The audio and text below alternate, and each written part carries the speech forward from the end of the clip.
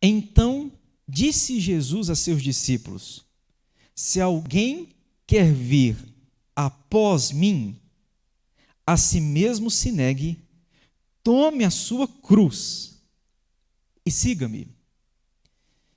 Se alguém quer vir após mim, a si mesmo se negue, tome a sua cruz e siga-me. Esta é a palavra do Senhor para o meu e para o seu coração.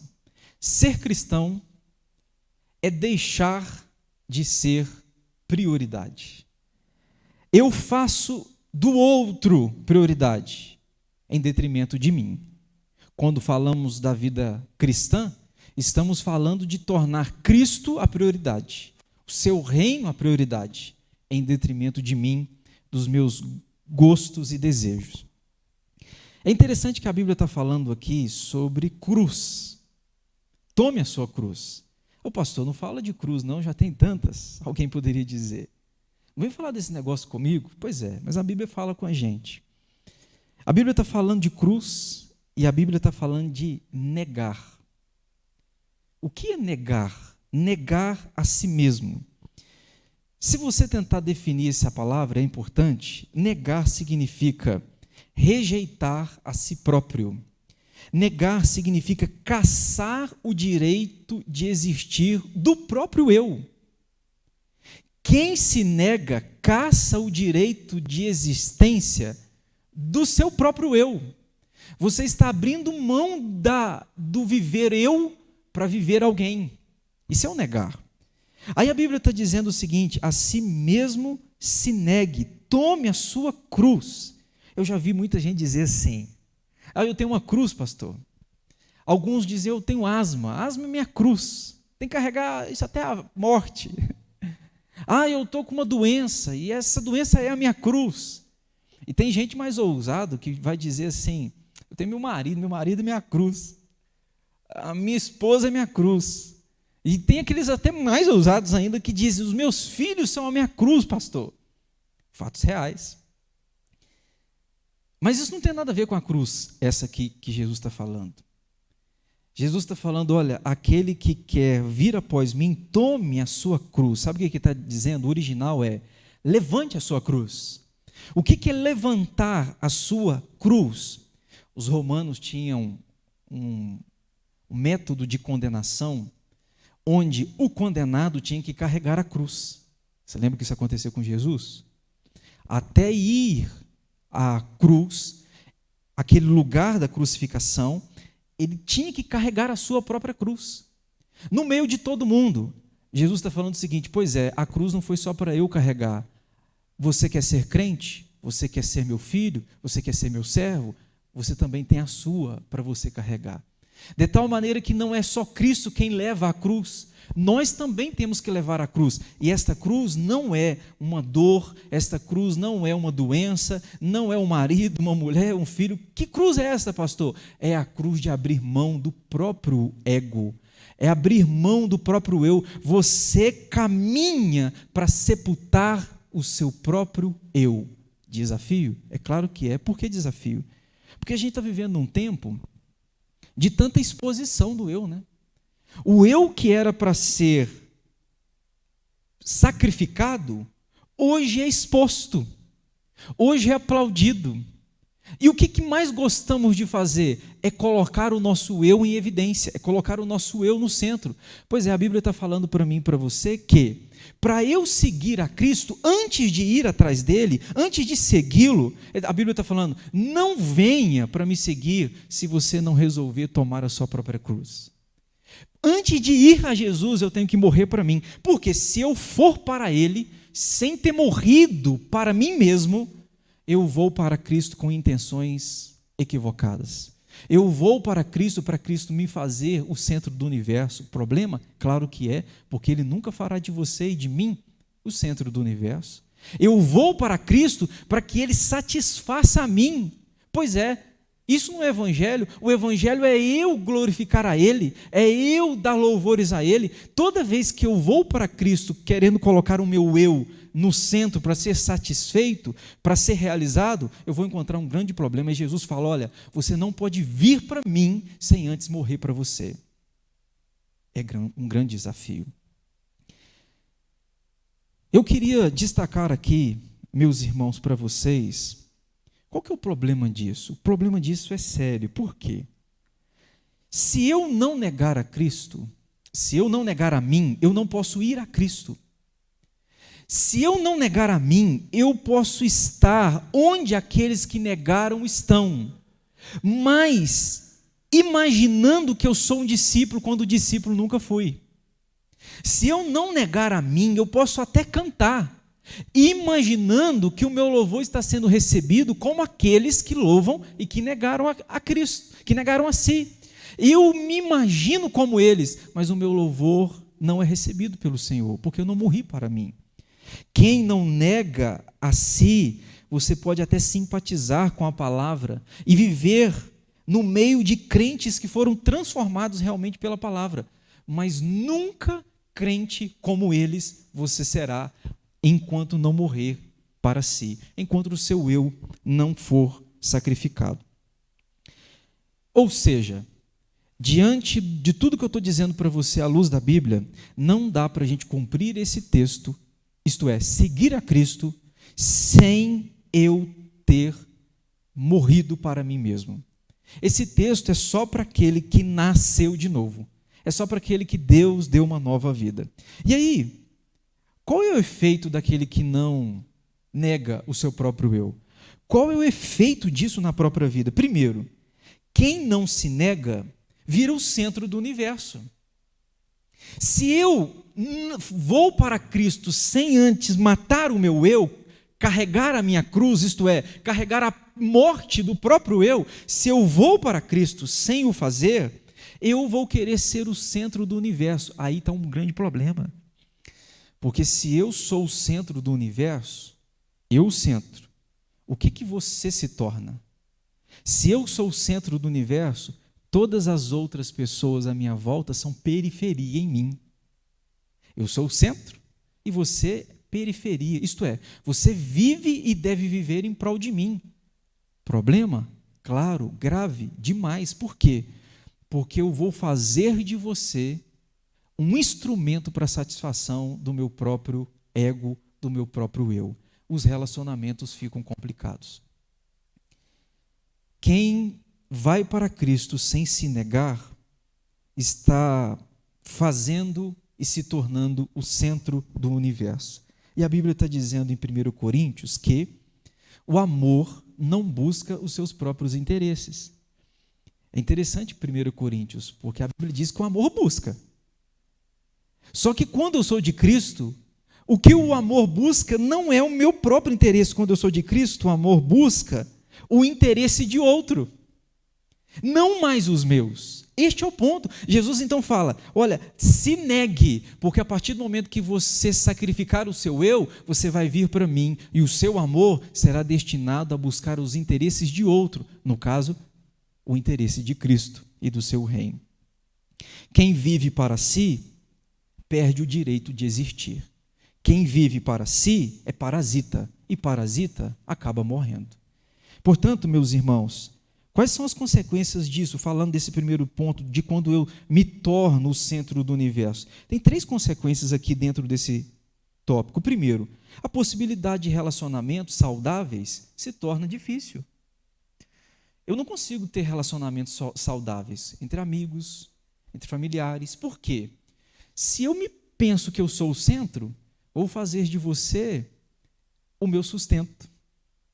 Se eu penso que eu sou o centro, enquanto você me mantiver no centro, eu estou com você.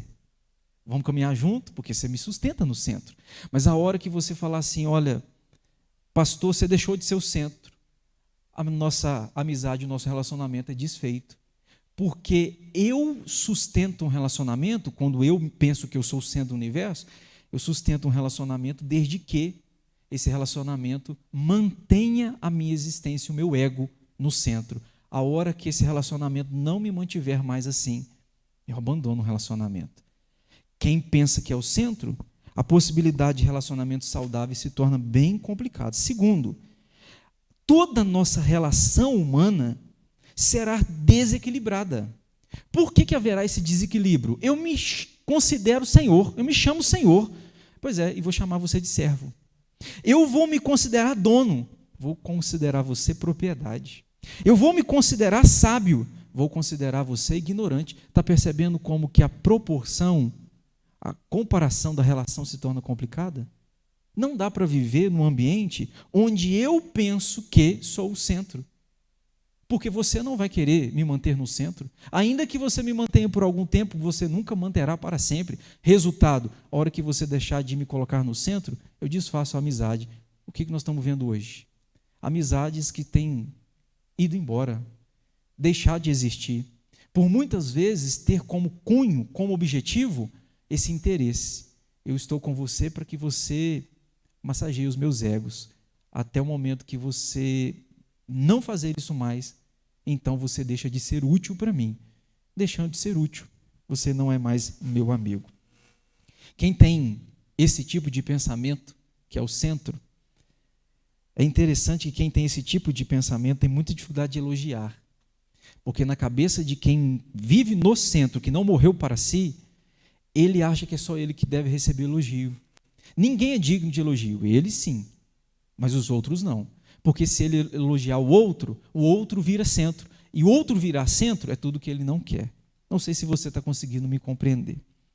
E por último, dentro desse primeiro tópico, quem pensa ser o centro, toda a relação com Deus será dificultada. Por quê? Eu vou achar que Deus vive por causa de mim. Eu vou fazer de Deus meu servo. Vou querer dar ordens para Deus, vou ficar emburrado com Deus quando Deus não atender a minha petição. Como Deus, o Senhor me negou? Pois é, porque na sua cabeça você acha que Deus coordena o mundo para te atender. Por isso que Jesus falou, olha, quer me seguir? Pode seguir. Mas primeiro passo, antes de me seguir, morra para você.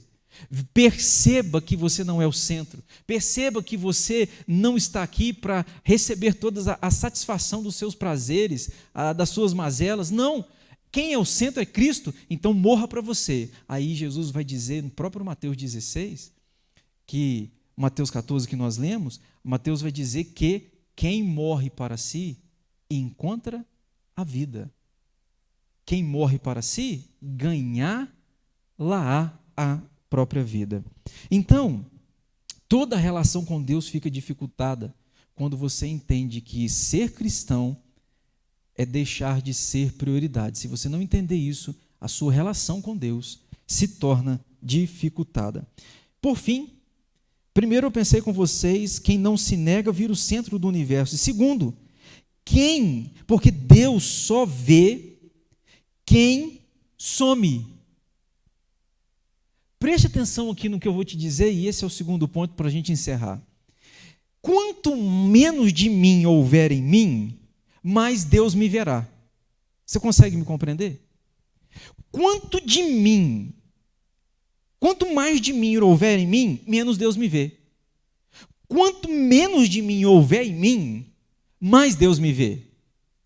É o que a Bíblia diz, João Batista falou isso, né? Apontou para Jesus e falou assim, convém que ele cresça e eu diminua.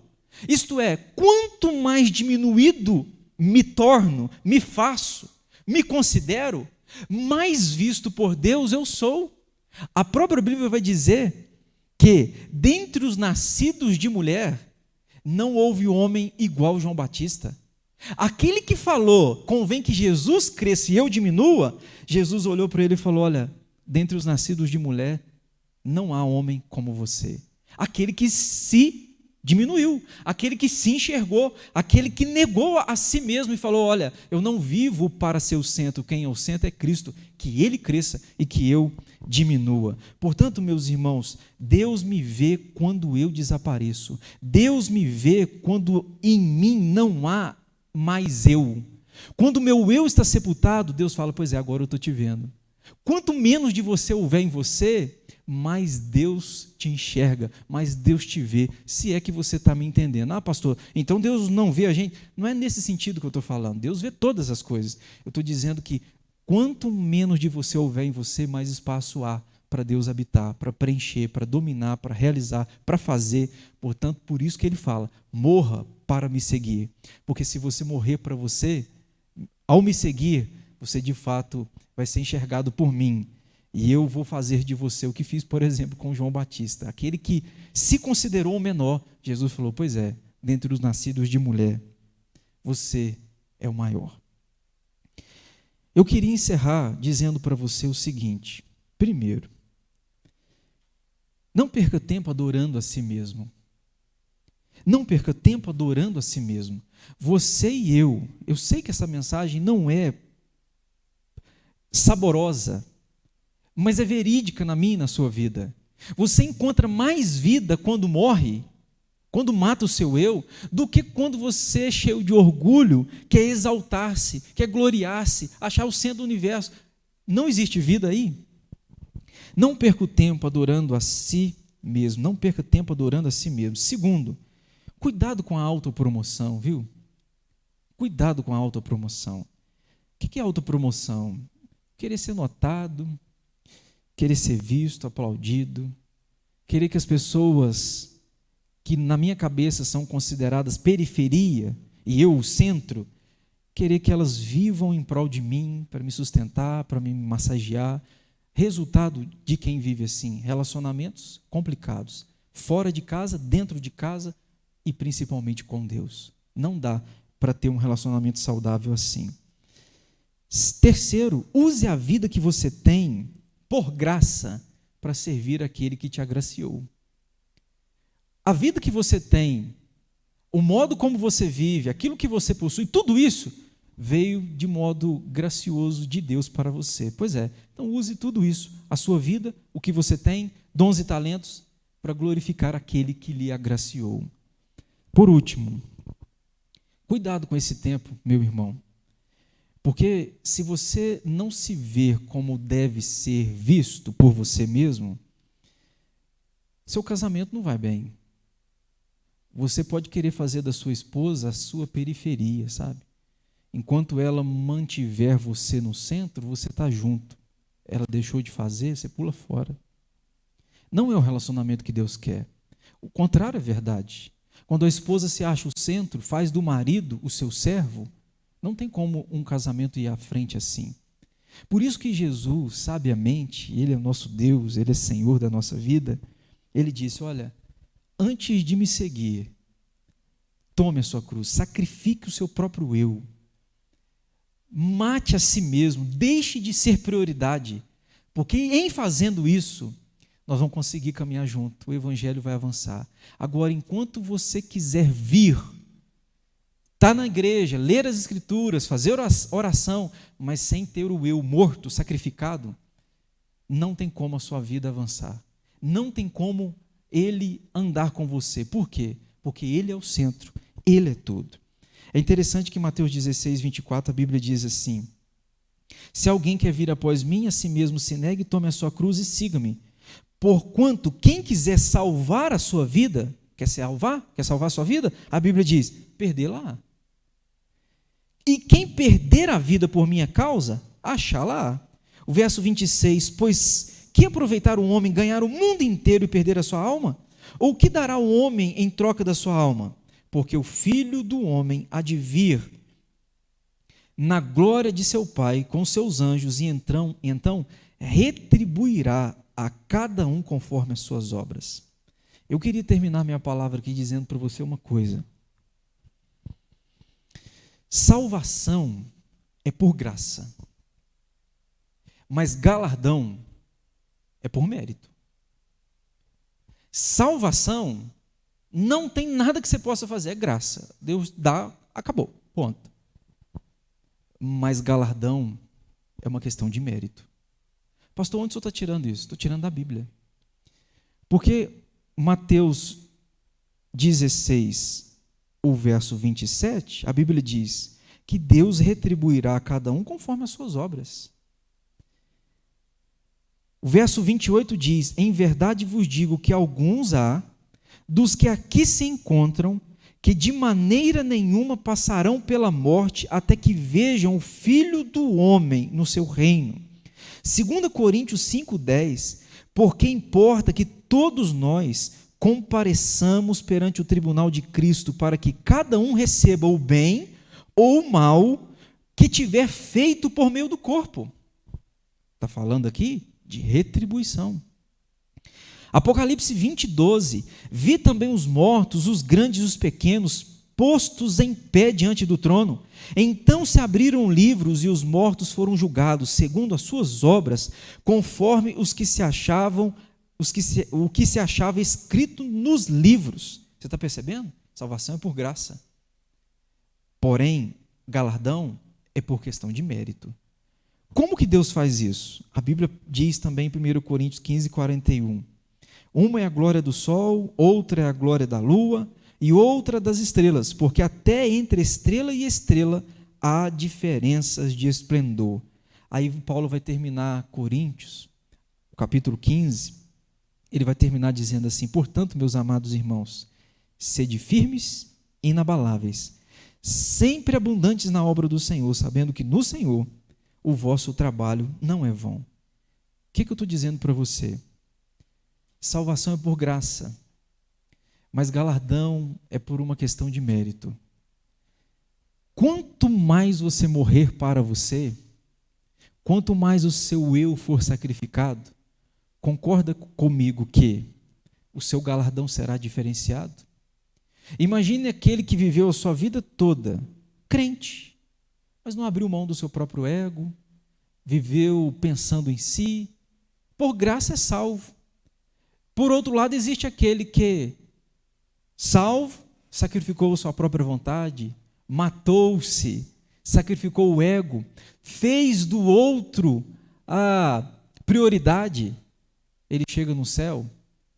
É óbvio que existe, então, galardão diferente para um e para outro. Salvação é uma coisa, galardão é outra. Por isso que a Bíblia diz que uma é a glória da estrela e outra do sol, que até entre estrelas e estrelas há resplendor diferente. Eu queria terminar então dizendo para você o seguinte: meu irmão, sacrifique-se. Ser cristão é tornar o outro prioridade. Faça de Cristo a prioridade da sua vida. Faça da igreja a prioridade da sua vida.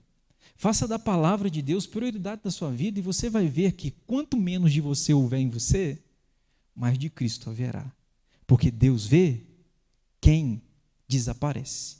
Quanto mais eu sumir, mais Ele me vê. Vamos orar?